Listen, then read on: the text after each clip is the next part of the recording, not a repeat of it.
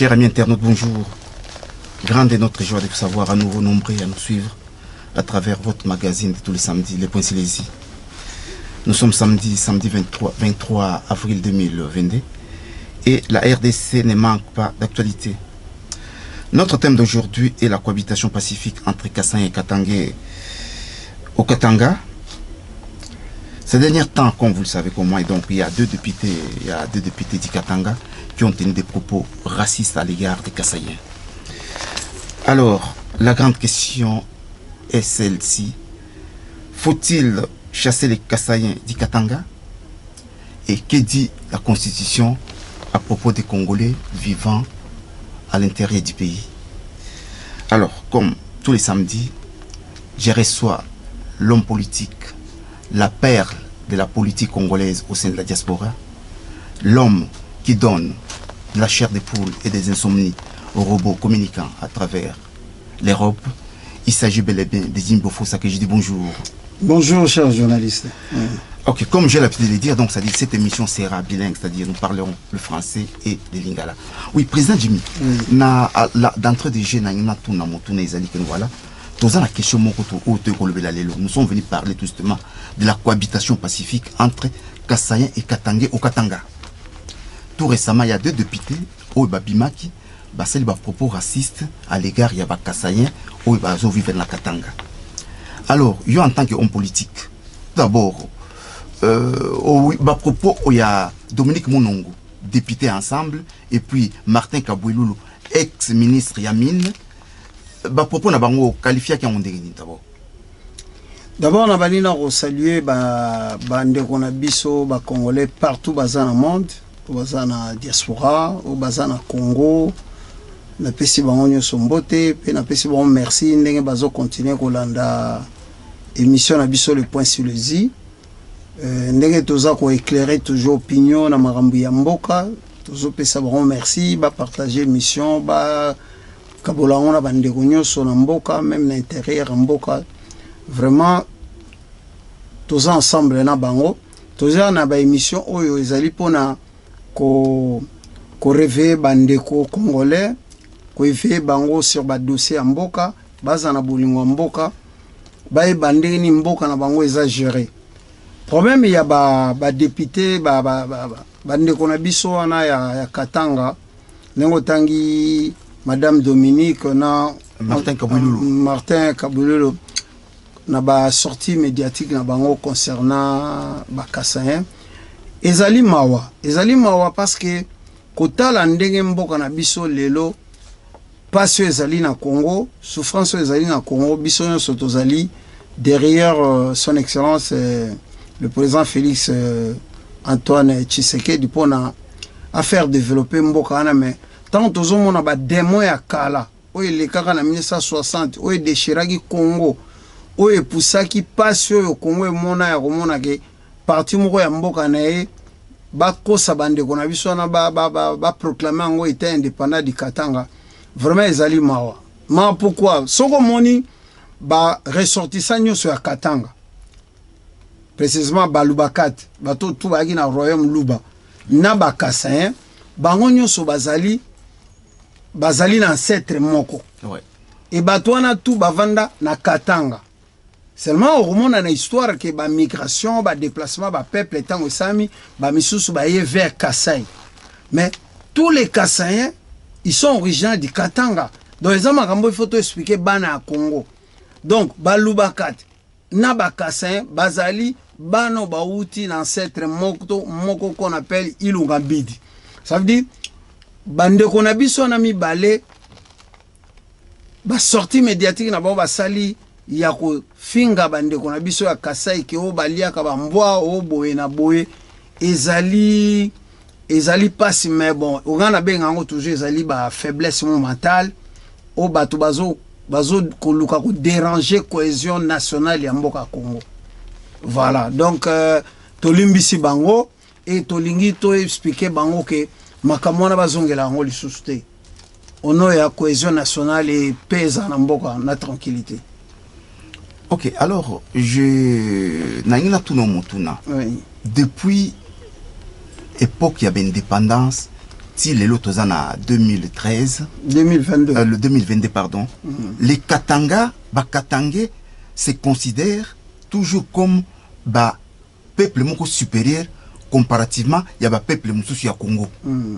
Alors vie attitude wana hein yo en politique vie attitude ya Bakatanga vis-à-vis ya ba peuple mususu ya Congo ozana moni okolo vraiment attitude ya bandeko nanga ya Katanga nde bamimona supérieur ya ba peuple mususu ya Congo ezali erreur ezali juste belge a manipula ba Katangais belge a lakisaki ba Katangais ke bino boza province moko la plus riche bino nde boana ba richesse bino faut boza la fière bozali au-dessus ya ba peuple mususu ezali erreur ba belge juste ba manipuler ba Katangais parce que ba mona bango on a le toujours que on dirait na Katanga mentalement bato bazali faible parce que bato a Katanga il faut ba apprendre ndenge na lobaka ngo banda kala na mona qu'on peut dernièrement ministre ya biso finance il s'appelle comment Nicolas Kazadi a reprenant yango que pona basala Katanga mbongo ehutaki na Équateur Léopold II tango aye na Congo a exploiter nanu EVA na Katanga na Équateur mbongo Équateur ona yango e construisa Katanga lelo ba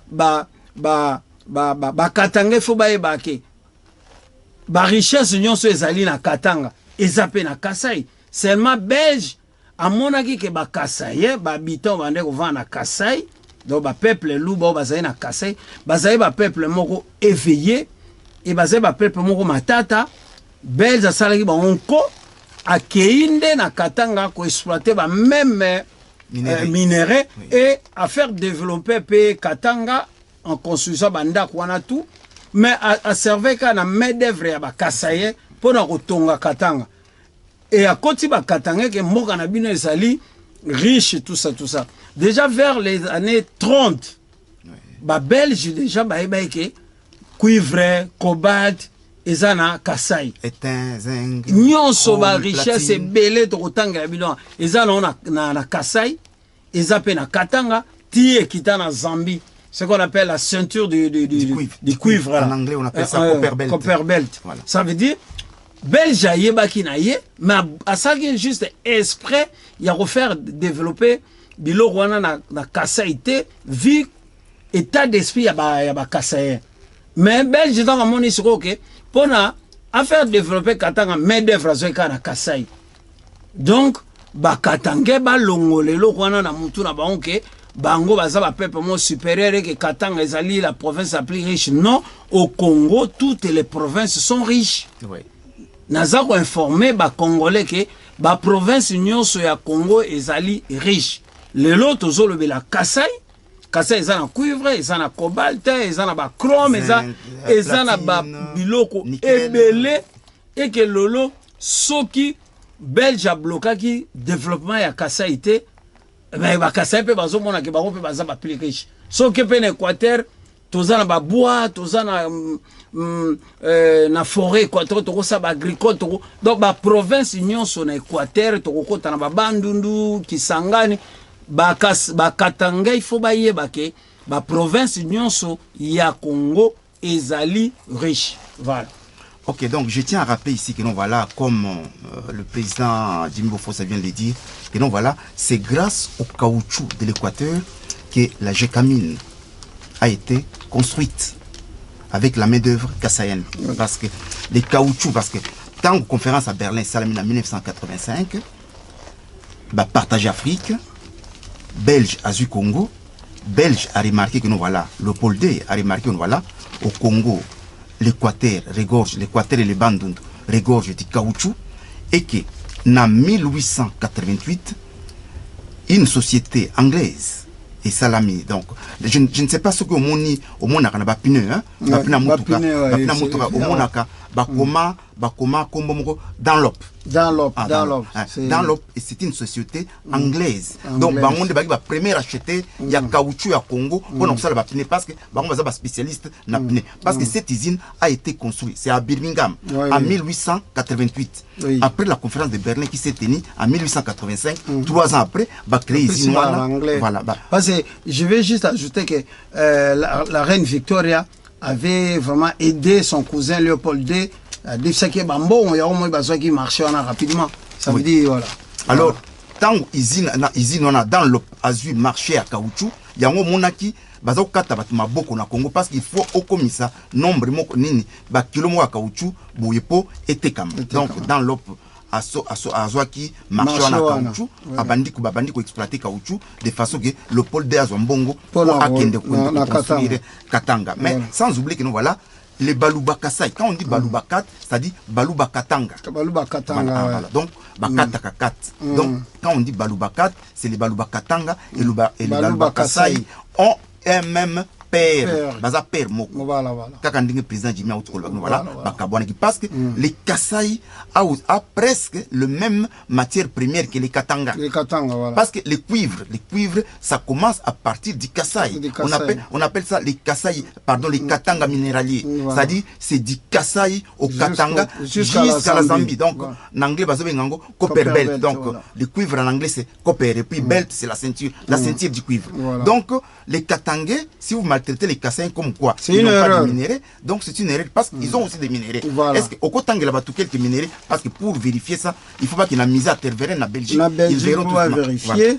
Il y a un tangela bana mboka ba richesse o ezali na kati ya Kasai. Na kati ya Kasai, pour bana Congo bo comprendre, na kati ya Kasai toza na coltran, toza na platine, toza na germanium, toza na cadmium, toza na étain, toza na argent, toza na plomb, toza na zinc, toza na castellérite, toza na manganèse, toza na or eza na Kasai, toza na cuivre eza na Kasai, toza na cobalt eza na Kasai, toza na ba gisement ya nickel, oyo edaka voilà. Ils ont utilisé souvent dans la fabrication de moteurs et na tant bazo sala ba monnaie na frappe à monnaie et ils ont aidé ma casse aussi. Tozana quoi encore ici? Tozana chrome, tozana platine.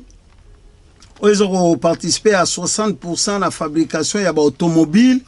Voilà, tozana le Kasai. Le Kasai détient le deuxième gisement mondial, il y a chrome, qui se vend à $10 000 la tonne. Ça veut dire, ces gisements sont à Luebo, à Lutiatia et à Chintiankou. Ça veut dire, nous avons la malachite, le ciment, du sel, énormément de l'or aussi du Kasai. Le Congo, de la frontière vers l'Angola. Voilà, ça veut dire bana Congo boyo kalelo ba richesse nyonso oyo totangi awa eza na Kasai. Ça veut dire ba Kasaïens normalement ils n'ont rien à envier na ba Katangais. O mobulu to bozo mona ba Katangais bazo finga ba Kasaïens mais na Kasai biloko tout eza na kata Katanga ba Kasaïens pe bazana ngo ndeko na ngai. Mais qu'est-ce qui fait que nous voilà les Kasaïens n'arrivent pas à décoller? Voilà, au moni banda na discours, je crois, investiture, il y a président de la République, je crois, ça qui en janvier, le 24 janvier, président a évoqué qui est le qui ba régime passé, au qui na Congo, et daki province à Kasai et développer ba ressources en angote pour la développement Kasai, y compris l'Équateur aussi. Ça veut dire neto mona ba belge les gens de nobaki à la base belge a ndeko banga attitude ya muto Équateur azoba ya bangala azobanga pe attitude ya ba Kasaïen amona ke bato il faut tika bona position et bilo wane continue même la deuxième république même la troisième république au mona ke barrage à Inga ils ont fourni courant nango na Katanga. Na Katanga baza éclairé, mais les deux Kasai couraient, ils étaient. Aux hommes, on a bilo wana tout, ils ont des faveurs, il y a des faveurs à Kasai. Et au Romona, vers les années 80, avec Deuxième République, on avait un ministre des Mines, Papa Kibasa Frédéric, qui est un Katangais. Au moment que, au lieu si ça va travailler, il y a barrage, il y a Katende, ba bloquer qui yango Ça veut dire tout ça, ils ont fait partie, n'a pas conflit toujours entre les Katangais et les Kassai. Pourtant, c'est le même peuple. Le ministre là, Papa Nabiso Fede qui basa, Azagi ministre à mine, à Korek aussi ça va travaux ya barrage ya Katendewana. Oh barrage ya Katendewana, ce qui va travaux là où Silaki, et l'Inga ils a vraiment un grand moteur pour le développement ya Kassai. Voilà. Voilà, c'est un peu Namo na rôle après on va continuer. Ok, comme le président Jimmy vient de le souligner dans Katia, il a exposé voilà. Au Kassai, nous trouvons presque le même minerai que na Katanga. Les Kassai se trouvent au centre du pays. C'est-à-dire les Kassai est connecté presque à 7 provinces sur... dans l'ancienne configuration. L'ancienne configuration, c'est 11. Voilà.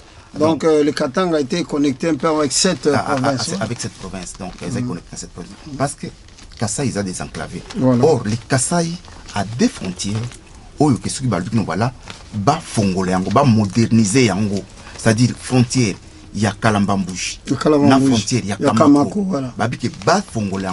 Moderniser yango. Je crois que nous voilà, il y aura la concurrence entre Kasumbalesa et la frontière Mbalane. Mais curieusement, ce que je ne comprends pas, président Jimmy, tant où Nani Kabila, Joseph Kabila a été président, Bavota qui est dans programme, il y a les 5 chantiers. Les 5 chantiers, voilà. Dans le deuxième mandat, il y a un problème, il y a un programme révolution de la modernité. Voilà. Alors, révolution de la modernité, dans le programme, il y a un programme, il a un Kassaïen, un tété là, parce que les Sankourous au Kassai, Nani, Martin et Kangande, avec le piloté, Ninoana. Martin Kanda. Ikanda. Programme de façon à piloter. Mais pourquoi il n'a pas profité en tant que Kassaïen à développer espace na Bangouane? Non, mais justement, moni na makambutu to lubawa. Ezali d'abord na volonté politique, il y a régime wana. Moni ba papa Martin Kanda na a toute une bonne volonté. Il a expliqué qu'on a deuxième république. Que papa qui bat sa il y a ministre, il y a mine, il y a énergie. Mais à Kokaki aussi, ça, bah, travaux, il y a barrage à Katende d'été. Ça veut dire qu'il y avait une mauvaise volonté. Il y a qu'au bloquer le développement, il y a Kassai. Bien qu'il est moutété, là, il y a Kassai, mais il y a toujours des conflits internes, Makamoko, Yamabe. Ça veut dire, et là, ils ont bon mambo, canabiso, ils ont biso moba congolais. Ça veut dire que les Congolais, ils n'ont pas bon Mboka. Même si ils ont Mungala, même si ils ont Congo. Mais Kassai, ils ont Mboka. Mais ils ont quelque part Batou. Ils ont réfléchi à la base tribale, Mouté Mamabe, Balingi Koué Bongate. Mais c'est le Congo qui est en échec. Batou, il faut vraiment un vrai patriote. Tout le monde va gérer le Congo avec le président Félix Tshisekedi. Bazaka ba patriote bazaka na bolingo mboka parce que on a biso moko nde ba congolais mutu tozo bloquer mboka na biso tozo boma mboka na biso régime wana déjà ndenge irita ki déjà ba mabe leka ki na ba régime musu eleki wana et yeka ko bloquer kase oh lelo ce qui barrage à Katende wana salamaki et courant elinga ezala bien na Kasai elingaki et même à développement ba frontière ya Kamako wana na Kalabambuji tango elingaki efongwama Kassai elingaki ezala ouvert na ba pays austral na ba grand port ya ba pays austral wana développement ngozala bana Kassai balingaki ba immigrer ndé tozomona tout le temps bakendaka na Katanga te mais ba conflit nyonso ezate voilà.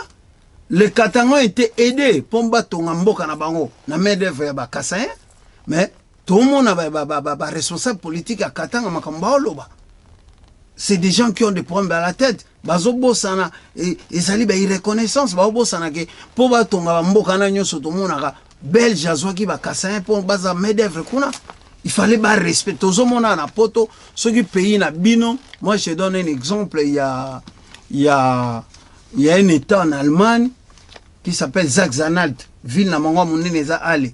Ça veut dire ba grand-père ya ba togolais ba salaka main d'œuvre kuna. Mais il faut mona so togolais comme na mboka ana ndenge ba respectaka ye. Au moins n'est pas mindele. Donc ba ko on a mis no sala mais devra boza respecter. Mais et pas na biso na Congo ça le contraire. Yango tozo senga na ba congolais bande ko na biso ba congolais boye bake tozali bon moko biso tout tozali bana république to vivre na ensemble na cohésion nationale to lingana to tika makambu o mongo aye na Katanga ote azepa na ete o mongo ake na Kasai o Kasai aye na Équateur o Kasai azali ake Katanga bokomi ko finga e bokomi ko bete bokomi ko boma e wana ezali faiblesse eza faiblesse spirituelle. Ba Congolais faut balamuka to lingana to tonga mboka na biso ezali mboka moko malamu o batutu baza ko envier mais so tozomona ba médiocre ba politicien bazali na Congo surtout bande ko na biso ya Katanga il faut ba arrêter. Congo tozo sabino province nyonso ya Congo ezali riche ezo sengaka volonté politique mais nga na ebike président otoza na Congo azali na bonne volonté wana alors ba politicien o nyoso ba iba Congo o baza ba médiocre ba arrêter ko freiner mboka na ba bêtise wana.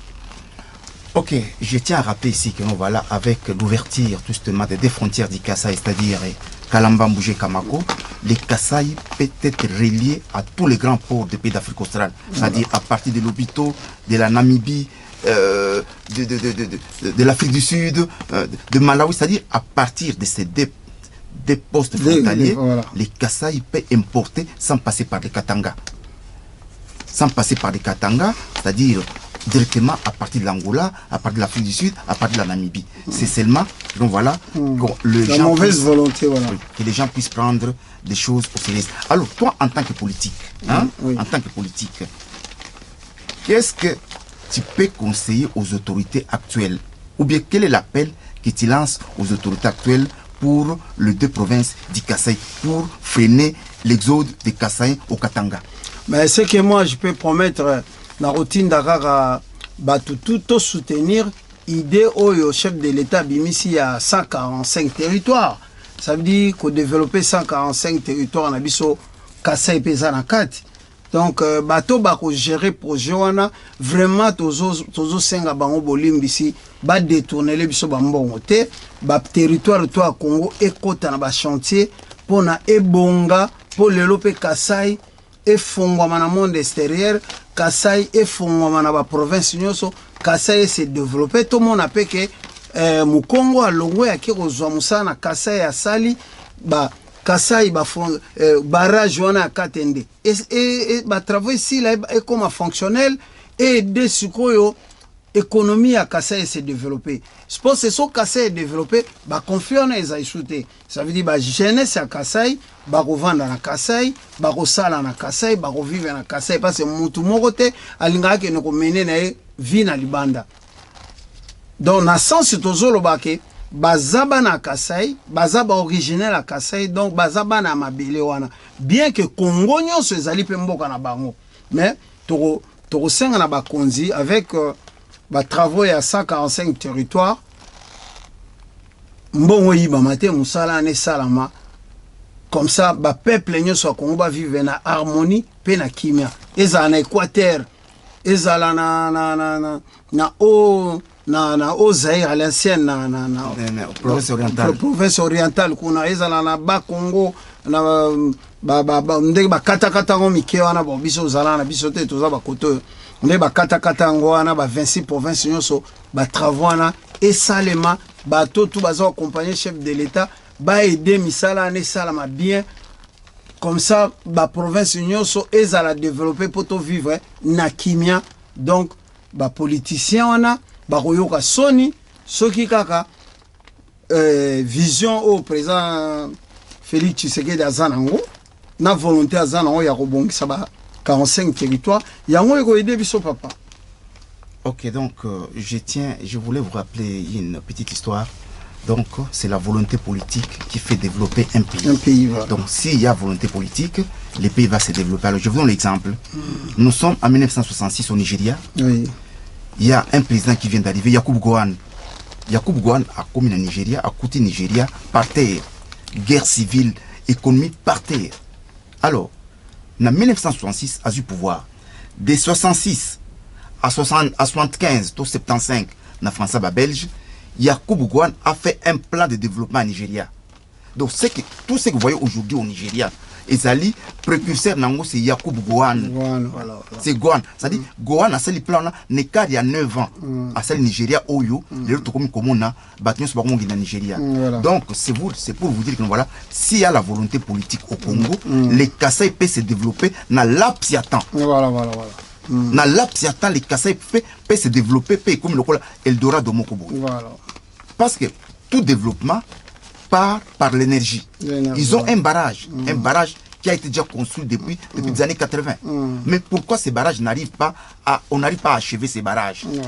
Donc c'est la volonté politique. Donc je vous donne l'exemple de Yakubu Gowon qui a développé le Nigeria il y a 9 ans. Voilà. Mais c'est ce que je te dis aussi, que Bande Gonabiso, baza peu patient, bati que la président Félix Tshisekedi asa musala otu baza ko accompagner na misala ana baza peu na bonne volonté on a servir Congo. Bazo servi président Félix Tshisekedi mais bazo servi Congo parce que présents ensemble là ba on pour servir Congo.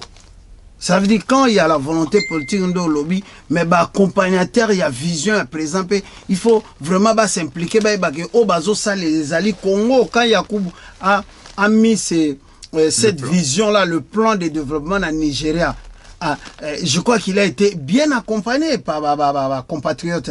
Yango et Simba, Yango Nigeria, les a développé à niveau Yango. Ça veut dire Bisope na Congo, Tolanda ba modèle, mais au moment Batobu il y a 3 ans, bah commis déjà, on débat bon mamoutou, à kokite, à sale le côté. Les gens sont animés par le mensonge et na haine, to éviter haine, on est outawa piqué.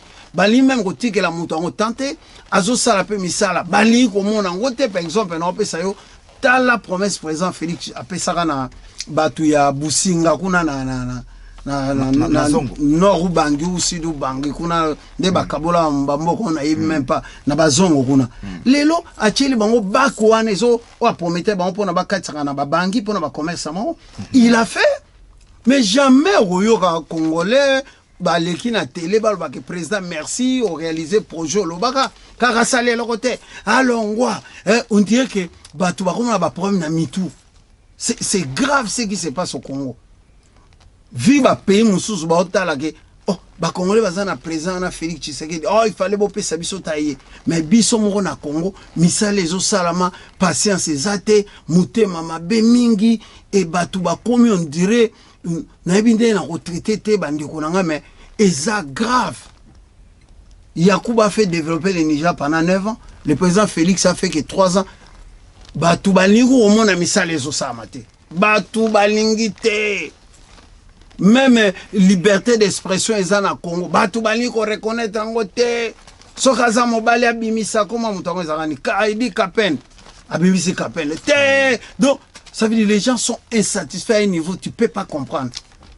Bankambutu bazo senga. Asola kana Kagame te. Lelo a kenen na diplomatie. A monique Kagame azo compliqué. A boy suko kosona Kagame. Bazaka contacté te. Azo kosa. Moni nengezana kutene na Kagame na seke. Mais c'est quoi avec les Congolais, papa?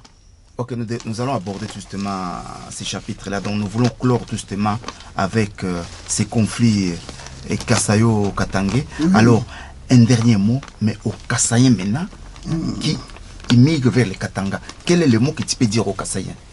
Moi, je dis, Kassayen bazo kene na Katanga, et basa na fotité, parce que pour na bango, Kassayen bao kene na Katanga, bao considérer que bato ba na Katanga kune za bandeko na bango. Nde tolobaki a. Ki baluba kato nyoso bazali, baluba ya Katanga baza kuna, baza bandeko na bango. Ça veut dire tous ces gens-là, baïbi histoire, baïbi que bato tout ba na Katanga kuna, la majorité c'est vos frères. Bazo kende kuna parce que c'est un peu spirituel aussi. Mais bato sko baza kuna bali ko yamba bango te ba comme si ba binemi. En plus, baziyebi pe na histoire que mboka na bato batongi yango ezali ba koko na bango. Na medef. Mais voilà, ça veut dire eza ba makambo moko bato baza mayele. Il faut ba pekisa batika ba katange wana batika méchanceté wana batika makambo wana. En plus c'est que moi je voulais dire na ba na bakatange bakatange souvent babikolo ezali kuna j'avais énuméré un peu il y a des balubakate il y a des balubakate il y a les yeke il y a des yeke les yeke il y a des sanga voilà les sanga les bayeke les bemba les chokwe des lunda tout ça bango moko d'abord kuna pe bayoka na kate voilà bango mo bayoka na to moni mwasi wana ko na Dominique Munongo azosenga balunda o baza kuna na kota na Kolozi so eza province Lualaba balongwa kuna eza mabele na bakote tu vois bango moko bazo menacer bato Kasai mais bango moko pe bayoka na kate tout ce que quand ils sont ensemble là juste ils ont des façades mais intérieurement bato wana tout baza na katanga bayoka na kapete ça veut dire tant que bango bayoka na kate balingi pe bandiko mususu ya Kasai te bakolinga pe biso bato Équateur te bakolinga pe bato bandulu te parce que c'est des gens belges manipula abebisa mitu na bango yon to senga bandiko na biso wana batika makambo wana toza biso tout bana République démocratique du Congo bakoko na biso tout ensemble basanganaki pona proclamation à République démocratique du Congo sala belge kende tozala ensemble to vivre na cohésion nationale to vivre moi je me rappelle encore na dernier discours il y a président Joseph Kabila l'ancien président Joseph Kabila notre sénateur à vie il demandait aux Congolais que tozala na coalition moko nationale pour na gérer mboka na biso. Mututo azanga mabe na été mais moi j'avais apprécié ça. Likambo to sangana, tozala bomoko, to gérer mboka, malgré ba mabe ezalaki mais ezana batu mususu kutu balingi kutu te batonda kana ba église balingi pe pardon ezalate balingi mais moi je comprends pas quoi nasambelaka nzambe ke vraiment bandeko na biso ba congolais bazana motema na nzamba toucher biso nyoso tozana bolingo ya mboka to lingana entre biso na biso omona mambo akase wana na bakatanga ezalate papa. Ok, donc nous bouclons tout justement ces chapitres du conflit Kasayo-Katangé pour tout justement aborder le deuxième thème de cet entretien qui est tout justement les accords de Nairobi, justement, tout récemment au Kenya, la ville de Nairobi, qui est capitale, a reçu le président du Congo, Félix Tshisekedi, Uhuru Kenyatta lui-même Kenya, Yoweri Museveni et le président du Burundi. L'absent était Kagame. Voilà. Alors, Basangana qui pour ezalaki pour na groupe armé Oyo, ezali pour œuvrer na sol congolais. Oui. Alors, il y a des groupes armés, il y a certains groupes armés où ils ont intégré l'armée Nabiso. Alors, quelques présidents de pays d'Afrique de l'Est, ils ont Félix qui a intégré l'armée. Alors, il y a une politique. D'abord, rencontre au bon, rencontre ma bête, président na nyoso akuta na Kenya, je crois que président est. Tolobaki on a émission leki ke nyamwa boma l'idée sera toujours na kata l'idée. Ça veut dire président Félix avec sa politique, surtout sa diplomatie, a décidé ki tokota na organisation sous-régionale wana ya ba pays de l'Est. Mais président Félix Tshisekedi de l'eau on a sepeli et ayoki bisonyo sur congolais. Il a agi pas comme un président, mais moi je crois qu'il a agi comme un bon Congolais. Ça veut dire problème tozana ngo le na Congo papa, ba makamwana ya ba rosolana ba groupe rebelle. Moi personnellement en tant que politique na linga ngote, naza contre yango. Et président Félix ayoki ka biso volonté tozana ngo. Papa, tozana démocratie. Na décembre 2018 to connaître événement moko munene na Congo ba élection et salama et tout le monde dit que président Moussous a na pouvoir mais c'est Joseph Kabila a basali passation à pouvoir na frère na Félix Tshisekedi. Ata batu baboyi na bango ba fingi ba lobby, mais moi pour moi cet héritage là, c'est ponanga et loko wana mutuya il faut to préserver yango. To lingi na bambulo pe koya président Félix soka sali mandat na so pas doubler mandat na ndenge biso to souhaiter azwa deuxième mandat pour achever un peu projet de société né à développer Congo. Total après que président Félix a organisé l'élection en 2028 à remettre pe président à Sikana pe ça veut dire tout comme attend à 3-4 anciens présidents na Congo match zo beta ya Léopard ba ancien président va vendre ça veut dire lo wana mutu ya to ko perdre en côté président Joseph Kabila avec toute ba volonté azaka nango à négocier na RCD Goma ba ele biso ba militaire brassage sama ba kota na armée à négocier na ba CDP ya ba kunda batoire ba yane biso ba militaire so combien 2000 3000 ba kota ba militaire on to ebika côté ba utati ezaki susu na Bosco Taganda ba ele biso susu ba militaire et lelo lisu monsieur Kagame azoko ba biso non ba to M23 bazaka kuna pa na ye ba ya susu ba ya na Congo po ba kota na armée non. Nous voulons que le président Assa Elabiso a réorganisé l'armée, a réformé l'armée, Bassa Elabiso armée à Sika. Tous ces gens-là qui se disent que Baba rebelle, démocratie c'est dans Congo, papa. On a évité comment on peut expliquer les choses. Congo, ils ont la démocratie, tous les monde lelo tinate mwana ya Congo ya solo simba minduki abanda ko bomma bande ko na Congo après senga président na biso aya ko négocier na bango. Bango basa banani. So baza ba frère bana Congo. Bazo ngana ba na Congo. Pourquoi ba lingi faut présent signer ba papa parce que pour mes alini ndeko ranga journaliste. Ceux qui présent signer ba contrat na ba M23 bazong si ba tout na armée lobby Rwanda ko ebisa biso non ba M25 ba alia. Il faut négocier sur na bango. Quand présent ko so ba M25 azong si bango ba M30 ba alia. Au moins le ko les infernal. To lingité. Nga personnellement nazo ebisa opinion ya mboka na ngai. Batu wana présent a ko signer la bangote a okuta apela bangote baza ba congolais président Joseph Kabila sala kisabiso alternance nenge sa maka base la ba élection soki bazali ba militaire soki ba rebelle ba ya na Congo ba koma ba parti politique ba participer na vie nationale ya ba congolais to boyi ba chantage wana et loko ka tozo senga na mokonzi mboka tozalaka organiser yande to senga bande konyoso boyo konizala tozala organiser tozana armée moko makasi soki bango ba rebelle bazaka na Rwanda ba attaquer Congo. Congo va se défendre. La République démocratique du Congo va se défendre et nos militaires vont défendre notre sol. Voilà. Ok, donc position Yangwana, mais que dit la Constitution concernant le peuple congolais? Parce que le militaire là se réclame d'être congolais. Oui. Bien qu'ils combattent leur pays, mais se disent qu'ils sont congolais. Oui. Alors, yo, au lungo écarté une partie de la population, il y a beaucoup de appelés au diriger lobby. Non, mais parce que déjà, ceux qui sont congolais, ils ont des revendications. Parce que tous ceux qui ont 1-23, ils ont revendiqué. Parce que 1-23, bandit le loté.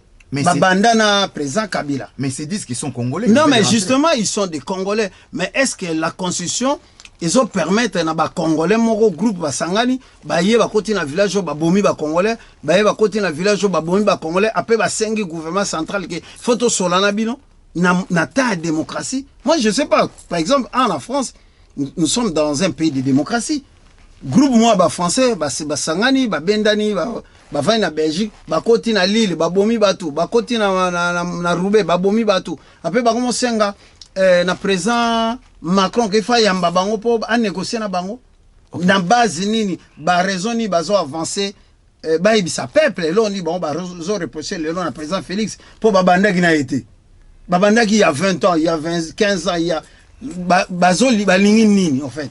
OK. Faut trouver baba revendication na bango.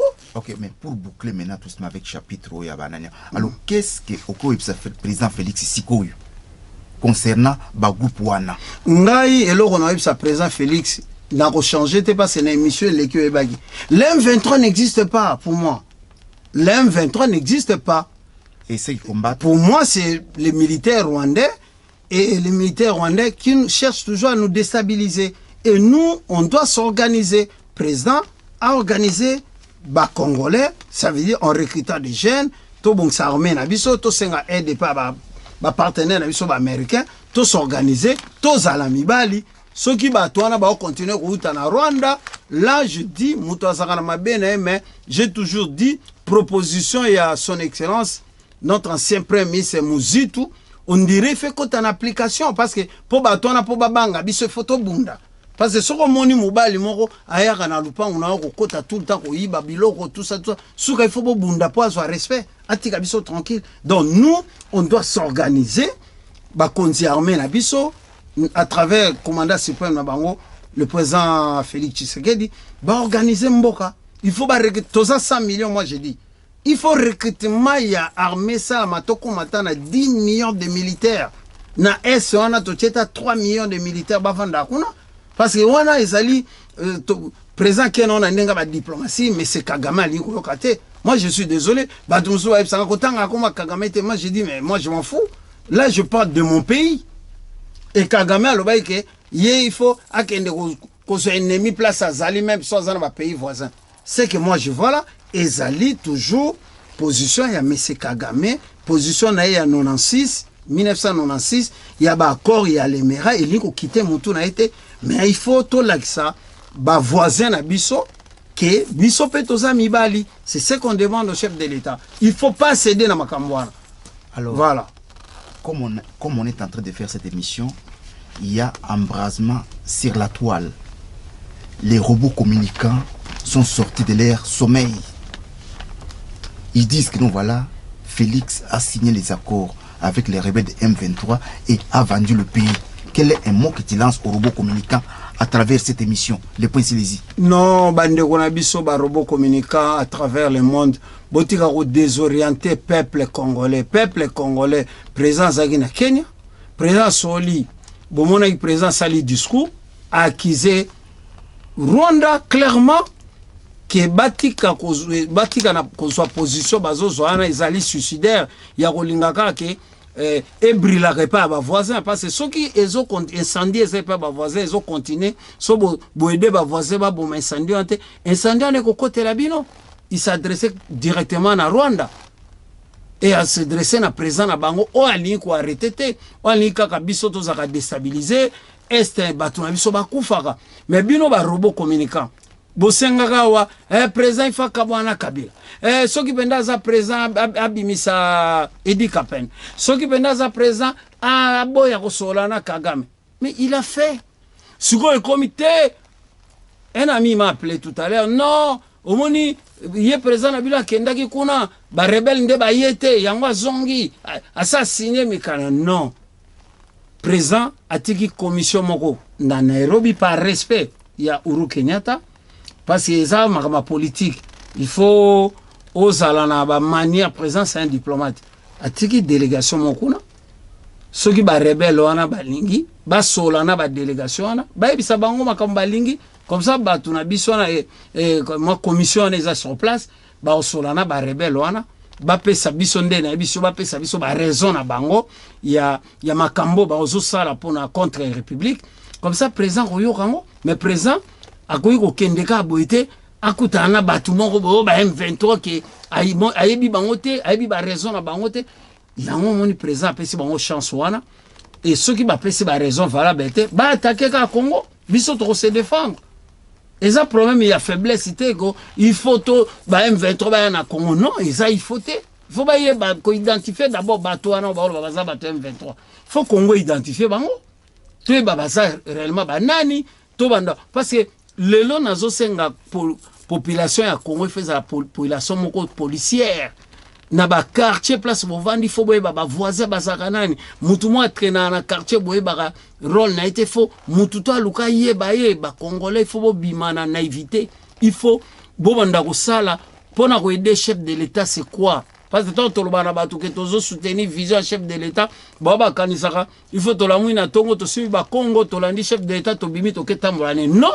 à partir de la population na biso déjà quand on bazo surveiller mboka bazo yeba ke na quartier o mutu bavanda na telle adresse boena boy ezali déjà élément elikamoko ya munene parce que soki omoni mutu mo aza suspect boyebisi police pour information kokende. Ça veut dire c'est dans ce sens là bato wana bazobenga ba M23 lelo yo ba revendication ya bango eza nini balingi nini parce que biso toza dans la démocratie na Congo ba élection bientôt na 2023 ekosalama soko za congolais yako participer na ba élection parce que seul moyen maintenant okoma président na Congo ezali ba élection soki bango ba M23 balingi bakoma ba diriger Congo baya na idée na bango ba yebisa peuple parce que biso nga par exemple avec MPT nazo mobiliser peuple, le peuple est en mouvement avec moi.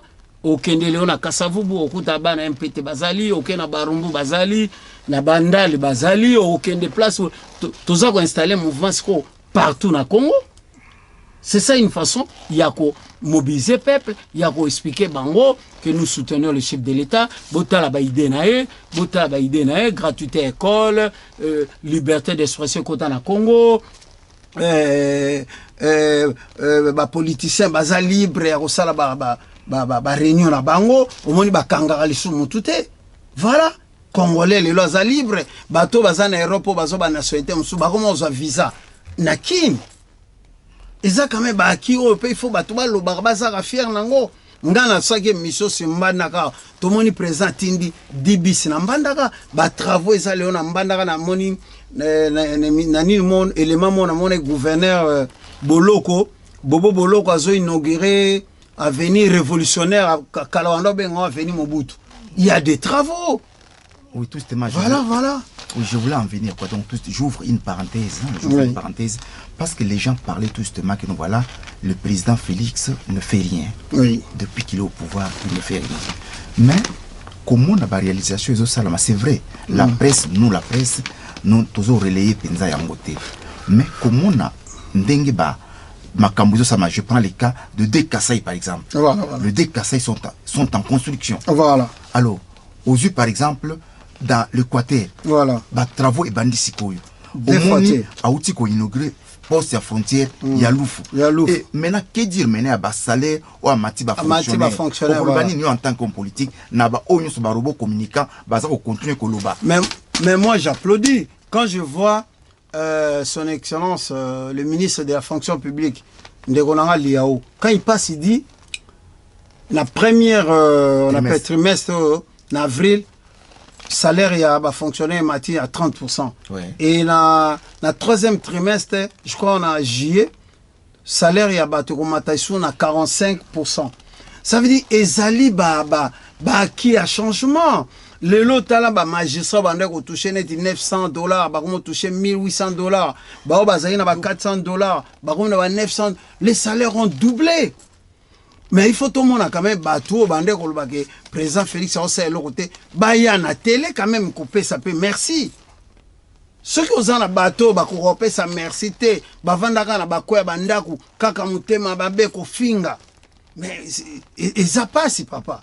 Soki muto asali malamu bondi makape lelo omoni tayo nyonso eleka ki babi azo sala le côté mais avec IGF tout le monde ndenge ba recette ekota na ministère de finance qu'est-ce à l'état mbongo ezokota donc lelo président comme amoni sko comme prêt ya ABC premier ministre na ministre de fonction publique ba matira bato ba salaire bato à l'état salaire le mati mais il faut robot communica na bato tout batondaka na mutema mabe bayoka pe soni baleka quand même na télé baloba ke bon non vraiment bolimbisa biso mutango to bande ko finga mais tout le monde azo sala musala.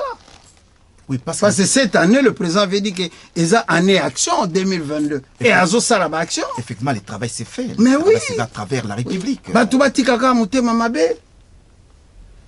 Voilà. Oui, alors nous bouclons, parce que ça c'était une parenthèse que j'avais donc dans Fongola. Alors, tout boucler Sikoyo, rencontre à Nairobi. Un dernier mot aux autorités congolaises vis-à-vis des rebelles. Vraiment, Naba autorité numéro 1 Mboka Nabiso, le commandant suprême armé, a changé de position. Batouana, Bazala, na quoi Bazali.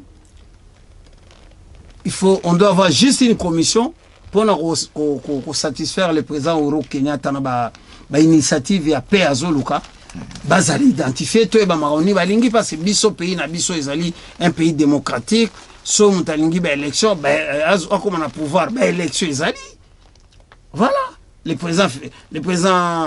président Kabila a même la biso déjà alternance voilà si ce point là ngana bete la ke maboko voilà excellence sénateur à vie Nzamba Pambolo a pu mela biso likamona pona lobaka toujours muta koza na mabe na ye azara pe na bolamu na ye tondi banka quand même likambo muta sala malamu atike passation à pouvoir et salama entre yena ndekone Félix Tshisekedi to beta maboko to linge continuer ndengona tozana besoin ba rebelle ici na Congo te mwana Congo alingi Congo il faut y participer à un effort national il y a reconstruction à Congo il y a défense il y a ba valeur na biso tozonga batu to sangana ensemble to bongisa mboka na biso mboka ane ezali ya biso bakoko batikela biso soki omoni mutu asimi minduki azo amburie siko elan tozana na Congo se kaza ndeko na biso te aza congolais te voilà ndeko na ngai biso na MPT toko soutenir ba action ya chef de l'état ti to kene na ba élection to kopesa pe ba candidature ya MPT na ba élection onyo se kosama na Congo voilà ndenge ba ida mboka. Ok, donc nous nous acheminons vers la fin de notre entretien, mais j'aimerais avant qu'on puisse finir cet entretien, parler un tout petit peu de la spiritualité au Congo, c'est-à-dire, et pas n'habiter dans le Congo, alors, bah, fidèles qui vont dans les églises de réveil, parce que je mets l'accent beaucoup sur les églises de réveil. Ce n'est pas que nous, voilà, nous allons contre l'église, mais aux hommes, les fidèles, tant bazo kende, au lieu de se donner à l'être suprême qui est Dieu, et se donne au pasteur pour les purifications. La fois passée, tu avais épinglé ça lors de notre dernier entretien. Parce qu'au Kolobani, il y a fidèle, au Yobaki dans l'église, au Lebami Pesa dans Zambé, Dieu le Père, et se confie au pasteur. Au moins, il m'a solo, au papi qui a la nanti, a bengaï, a expliqué, a makamouya, pasteur, n'est zoleka. Na ibisa keka ke, et l'or moron de konanga papi foyeba, peuple na biso balobi Bible zoloba ke mon peuple périt par manque de connaissances. Ça veut dire peuple congolais. Il faut boyeba ke mutu a bénisaka mutu. Ezaka nzambe. Ça veut dire ezala ba pasteur ebele ba désorientant message ya nzambe. Bango ba koma ba nzambe ba koma oyebisa ba bandimike yelanga mbongo ngana kosambela pona okosali kambwe yaka na mbongo mwasi ya na mbongo pona nasambela okobota non mwana na nzambe azali mutoyo akoluka ba Bible ba parole de Dieu et atambola ndenge nzambe azosenga mutu na mokilo tambola un prêtre un pasteur ndeto mona kana bazali bato ne balwa bato bazobatela bampate o bazo guider bampate que moi na nzamba sala boité moi bango il faut bazaba modèle mais na Congo batwana mingi ba désorienter ba peuple parce que monde appena une église passer à sengi bato bazana 100 € baya na ko prier pour na bato 100 € baya prier o bato bazana 200 € baya ti azo prier par rapport ya ba mbongo ya azo senga ata yo moko somona abi mutu soka ebili loba ye moko kosambela nzambe kosambela nzambe zali lisolo na papa koyebisa nzambe pasi na yo e yo po yebisa nzambe apeso makasi okweya na makambo ya mabete ya mokili ba ezasko likambo ya peuple na biso ba comprendre ba longola ilikia na bango na ba pasteur na ba sale ya nzambe mutu malheur à celui qui croit à l'homme. Est-ce que l'ilobana bandimi ya Congo ba yoka ngote ba komisa ba pasteur lokwa ba nzambe? Non mais il faut peuple ndazala à se réveiller à l'ongona ba médiocrité wana. Mais tant que nous voilà peuple na biso ba longola makanisa na ba pasteur na ba pasteur nyonso tout bientôt na ba pasteur ba fausseur. Te na ba pasteur nyonso. Pasteur azaneka mutu. Au moins même o mususu na Denis le saleka na télé. Azo expliquer que pasteur azaneka mutu. azui peut-être mission ou azui appel ensemble pour encadrer batu sur le plan spirituel alakisa batu non il faut basambe la kaboué basala kaboué lilo banzambe lobi boy il faut sala kaboué et bango ba passer mingi yo amite mama be o ya bandoki o ya ba feman ba memi batu ba ça veut dire ba désorienter batu bangonde ba komi banzambe. Mais voilà. Notre émission a aussi un caractère pédagogique. Tant que vous avez fait man, et là qui n'est pas ce que. Bah fait man les aliments tout le monde a oyebisa yo. Yaka na 10 euros na yo, nako multiplier ngo comme na 20 euros. Ba pratique na mo ba sala. Abandi sopo yena 10 euros comme si on 20 euros. Yé déjà za na mbongo mo bombi. Na expliquer bato. To benga bango bato alobeka na Congo. Ba fait man. Donc en fait miyibi. Aoya a flatté OK, yé a multiplier ka mbongo. So, yo soko za naïf, o comprendre to bi mais muto a multiplier mbongo mais pourquoi zo lukanga? Pour ça multiplier mbongo so za na 5 euros na. A multiplier on tia comme 1 milliard. Ça sont des pasteurs. Mais il y a une catégorie de pasteurs, ça veut dire ba ba elwagi yagana 5 euros na sambele lao. Yagana 200 euros na sambele. Soko lingo bota yagana 1000 euros. Baza considérer comme bafeman, comme bateau bakosa bato yaka na 10 euros et comme 20 euros. Soko yena 10 euros apesi 20 euros. Assemblée à ça d'aba tricage. Mukolo ya na montao ya zozela. Oyena 5000 a comme c'est le 10000. Oyena 20000 a comme c'est le 40000. Mukolo ya na 100000. Peu comme à 200 à 800000 à bungi. Ça veut dire batouana ba eskurona miyibi wana ba passer mususu bazo senga mbongo pour ba prier bato baza considéré comme batouana et peuple ndé fayo kaka biso parce que moni biso tozo expliquer ba onsko ba vérité wana mais omona ba peuple bali kolongola makambo wana te ba koma ba fanatique ba pasteur ba kompo ba pasteur bazo faire comprendre que ngaso na prier le okozwa miracle utaka epa nzambe soki mwana nzambe ozotambola bien okozala béni. Ba porte non écofond pas au salama na image ya nzambe. Voilà ce qu'on peut dire à notre peuple. Ok, donc nous sommes à la fin de notre entretien, mais j'aimerais assez qu'avant qu'on puisse boucler notre entretien, que tu puisses parler en 2 ou 3 secondes du mouvement des patriotes tshisekidistes et de ses membres. Voilà, l'Anzako Tozo continue toujours dans le mouvement Nabiso MPT, le mouvement notre structure est en mouvement avec votre camarade Jimbo Fossa, Nazo Kolobana Papa Fodiaba, na Grenoble, Serge Pelenda, Bino tout, Bofongola Baseli, le Kuna, na routine de Bino Bafis d'adhésion, Bobanda Rozoa Batou, pour un mouvement Nabiso, lobby Tozagi na manifestation na Céline à Kassavou, je crois mon a image, de retirer la paix bandeko na ba réseaux sociaux ba mon ango. Tozo continue toujours quoi adhésion à Bisso mouvement ils a déjà en marche. Nazo remercier le travail à secrétaire général Nabiso Mama Pemba Nelia Nakin toza na mobilisateur Nabiso a papa Didier Moukeni bazo sala musala makasi ba document déjà tout ezali légalisé na niveau ya l'état na Congo toza déjà na siège. Donc, toujours continuer, toujours comme mobiliser le peuple. Bientôt, il y aura un grand événement à Kin, toujours dans soutien à chef de l'État, MPT Gozalawana. Voilà. Après, Napoto, on a continué à mobiliser. On a passé déjà numéro la fois passée. Bateau, Balinga, région de Bisson à MPT. Benganga na 06 64 00 88 38. Émission, toujours ça là, ils a à caractère pédagogique de lobby bandeko na biso ba congolais bolanda biso lelo to lobby makambo Kasai je crois semaine prochaine to kokota makambo ya bandundu to kolobela un peu bandundu pour il faut to lobela Congo mobimba bana Congo ba ke pays na biso est riche et que chaque province est riche, toutes nos provinces sont riches et ceux qui biso to telemi comme ba peuple moko uni mboka na biso ko décoller et ko le quand même ba Nigeria ndenge ezali wana. Voilà, donc je donne salutation na bana MPT nyonso ba petit nangai Lofalo Brandi Benj Benjoula ba Charlie Matona Matoumene, frère Didier, je salue Alfred, Akin, bon continuer à mobiliser. Voilà papa Eric Divita, toute ma famille, Mbote, voilà.